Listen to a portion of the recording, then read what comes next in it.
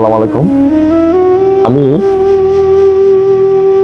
এই যে মুরব্বীর কাছে আইছি ঈদ উপহার নিয়ে আইছি। মুরব্বীকে আসলে আমি ঈদের আগে আসার কথা ছিল, আসতে পারি নাই, কারণ আমি খুবই বিজি ছিলাম আর উনি বাড়িতে ছিল না, বেড়ানোর দিকে ছিল না। এই কারণে আমি আজ আসা লাগবে আর কি। মুরব্বী, এই যে আপনার এগুলি ধরেন, আপনার এটা করলে আমি দিই নাই, বুঝছেন? এটা আমি দিই নাই, প্রবাসী বায়ানের টাকা দিছি।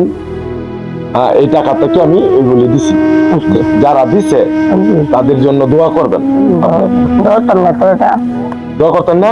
আমি খাইছি দিয়েছে ধরতাম না।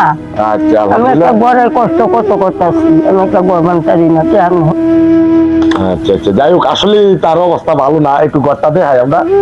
হ্যাঁ, ঘরটা দেখাই।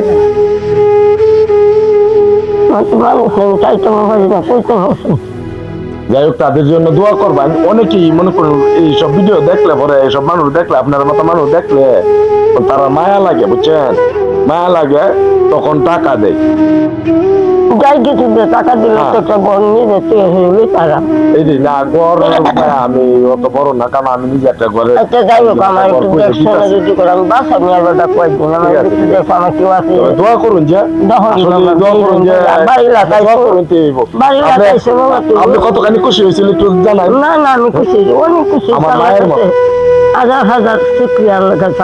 আমার মা নাই, আমার মা নাই, আমার মায়ের মতোই। এখানে কেউ মাইন্ড করবেন না, আমি যে দৌড়ছি ওনাকে, ওনা আমার মায়ের। না না, আমি আমার ছেলে সন্তানের মতো, তুমি আমার একটা বুদ্ধি তাই না বাড়ি